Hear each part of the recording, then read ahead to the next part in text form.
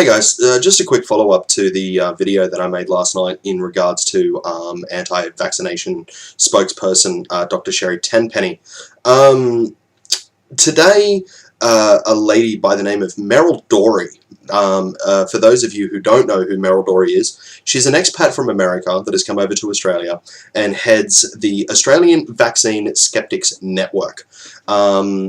They used to call themselves the Australian Vaccine Network or something like that. They had a different name that sounded like as if they were about real information about vaccines and stuff like that. And then you went to their website or whatever, and it was just full of misinformation and lies and BS. So they were forced by the High Court of Australia to change their name to something different, and they've gone with the Australian Vaccine Skeptics Network. Now, Meryl Dorey went on to 3AW this afternoon, sorry, I should say yesterday afternoon on the 8th of January 2015, talking to a lovely lady on there by the name of Sally Cockburn. Now, I don't agree with a lot of the politics and whatnot that 3AW speak about. For those not in the know, 3AW is Melbourne's version of 2GB or 2UE. To any American viewers, our 2UE, 2GB is essentially, for all intents and purposes, your Fox News. We have a guy on 2UE over here by the name of John Laws. Sorry, not 2UE, 2GB, by the name of John Laws, who is, for all intents and purposes, your Bill O'Reilly. He has the radio stations. The two in Sydney, 2UE, 2GB, 3AW, and all of their affiliates are incredibly biased with their political persuasion towards the Liberal Party or the Conservative Party in Australia at the moment, which is the current political party that is in power over here in Australia. To anybody not from Australia, our current Prime Minister is a guy by the name of Tony Abbott. He heads up the Liberal Party of Australia at the moment, and they've been in power now for just over a year. The amount of damage that they have caused to Australia has been nothing short of amazing, but that's a topic for another video. But Sally Cockburn herself, even though I don't agree with her political points of view, is very much the same as most other people on these very right-wing radio stations, basically saying that vaccines are perfectly safe, and that the benefits way outweigh the risks to the small minority of people who may have a bad reaction to vaccines. So Meryl Dorey did an interview with her on this bloody radio station, and I'm not going to play the interview in its entirety. The interview with Meryl Dorey goes for about 5 minutes, and then after that, they get on another person who is, he's an, goodness gracious, his name, John Cunningham is his name. He's a orthopedic surgeon over here in Australia and a big advocate for vaccines. And he basically comes on to destroy everything that Meryl Dorey had to say. Now, Meryl Dorey, the interview with her is ridiculous, and some of the things that I would just like to raise quickly are things that she actually said in the interview, and one of the things that she actually says on her website, which is absolutely disgusting. Number one, she referred to a group on Facebook called Stop the AVN, or the Anti-Vaccination Network. They refer to themselves as a public health advocacy group on Facebook, and there's about 13,000 members at the moment, and overwhelmingly, the overwhelming majority of these people are actually health professionals who are trying to stop this anti-vaccination BS. She refers to them, or more to the point, she makes a analogy that they are the same as the terrorists that just attacked over in Paris. For those not in the know, a satirical magazine over in Paris just got attacked from Muslim extremists yesterday, and they killed 12 people because of a depiction of their Prophet Muhammad. and it's a really sad and depressing thing that it happened at all. But to try and say that the Stop the AVN people are the same as Muslim terrorists who kill people is disgusting on a level that I can barely even begin to put into words. Now, I am very much controlling how I'm going to talk about this, and very much trying to keep in control of the overwhelming anger that creeps up whenever I think about this this analogy being drawn. Muslim extremists who have committed terror acts all over the world, not just over in Paris, but the 9/11 attacks, which I'm sure everybody knows about, the Bali bombings, the London bombings, recently the Lindt chocolate siege over here in Sydney, where 2 people unfortunately lost their lives, and now 13 more people have been killed, 12 people rather have been killed over in Paris because of a very tiny minority of people who take a fundamentalist view of an overwhelmingly peaceful religion. To draw that correlation is to play a card, I think anyway, this is my own personal opinion, and that's all this is, it's a personal opinion, is trying to get people to go, oh wow, maybe they are really horrible people, maybe we shouldn't listen to them because, you know, they're like the terrorists. That is just ridiculous. That is just absolutely ridiculous. And the ultimate irony in that statement is that it is the minority of people that believe that vaccines cause autism and that vaccines are dangerous. Not the majority. The majority of people actually disagree with you. But the other part of the irony of that is that the anti-vaccination side are already responsible for some deaths over in America. Some people have died from vaccine-preventable diseases that haven't been vaccinated and haven't gotten their kids vaccinated because they bought into this anti-vaccination BS. There's been a resurgence of whooping cough and measles over in America because of this anti-vaccination movement. And the problem is, the more people who don't get vaccinated, the more deaths there's going to be. Now, polio was responsible for thousands, hundreds of thousands of deaths for the years that it ran rampant.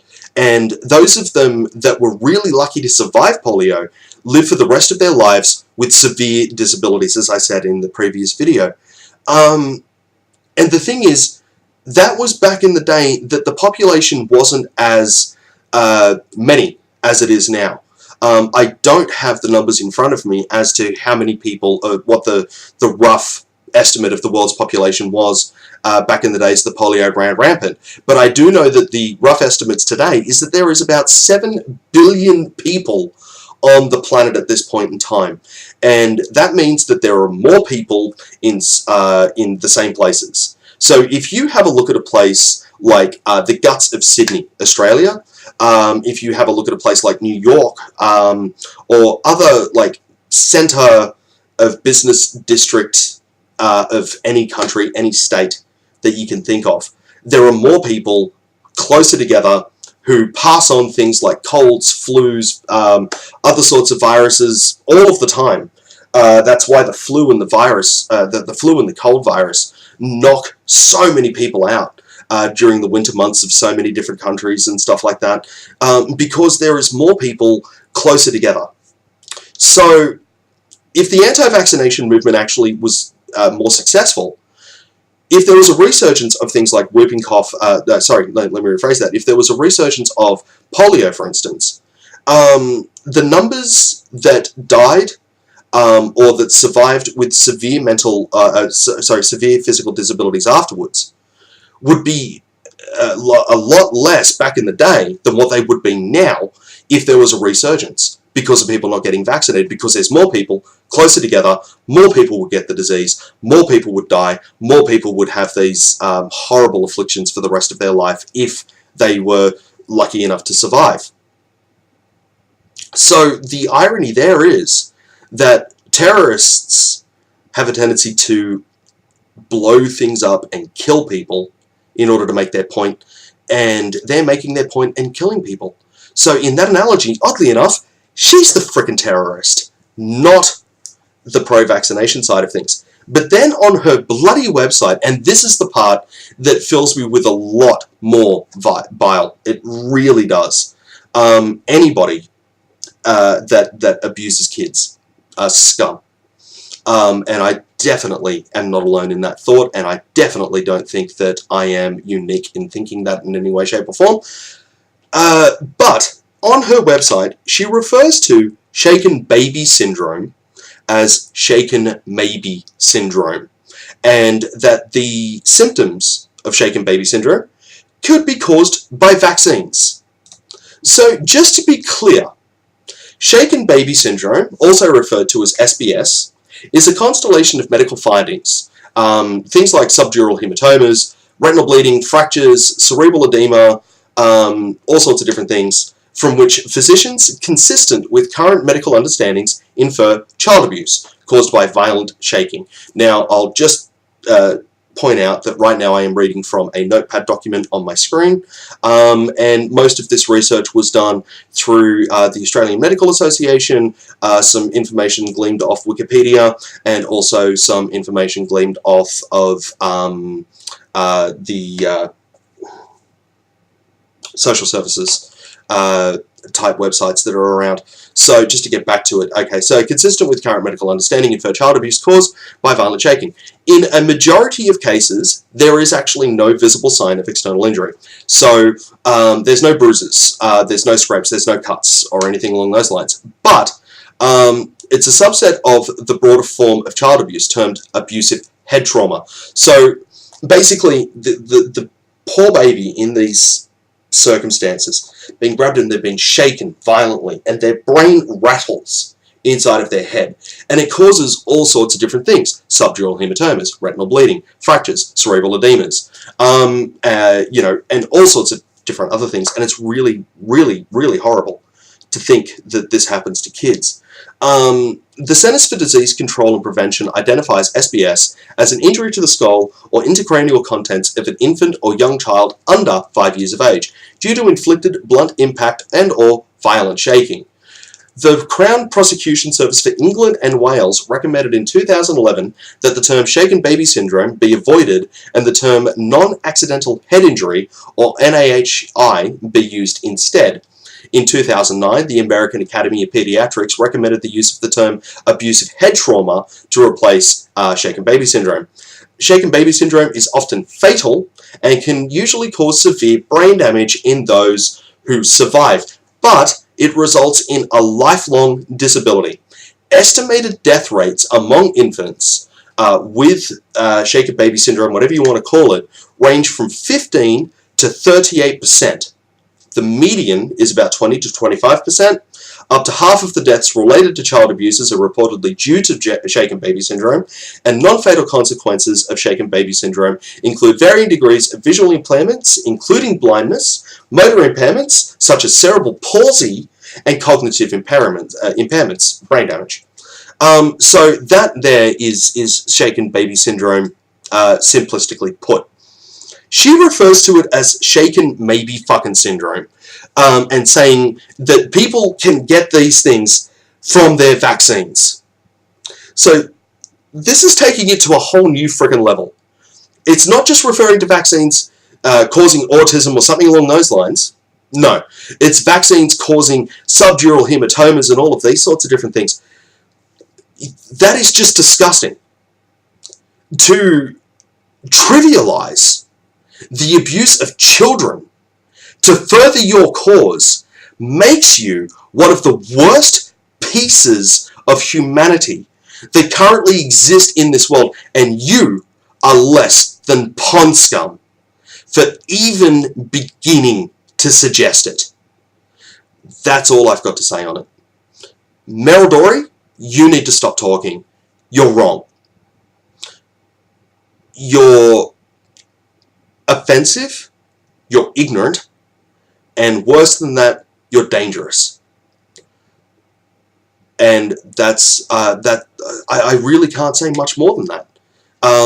Her words, her actions are just disgusting, and it was just something of which that I needed to add to this whole thing. I don't want people to be able to try and see my side of things as a matter of, oh, I hate her, therefore I need to like him more. If anybody is a skeptic on these things, I really do encourage you to do your own research. I really do encourage you to talk to a doctor. I actually talked to my personal doctor earlier today when I was in seeing him about something completely unrelated.